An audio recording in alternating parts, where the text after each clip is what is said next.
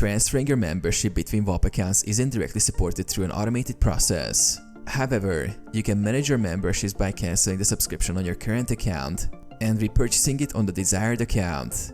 Here's how. Cancel your current membership.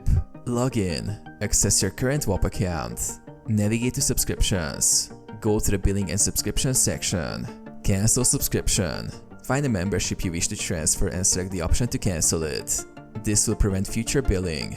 Repurchase on the new account. Log out. Sign out of your current Whop account. Create or access new account. Log into the Whop account where you want the membership to reside. Purchase membership.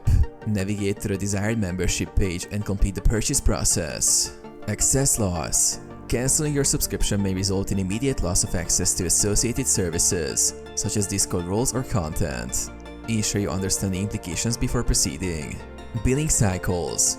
Be aware of your billing cycle to avoid double charges. It's advisable to time the cancellation and repurchase close to your renewal date. Support assistance.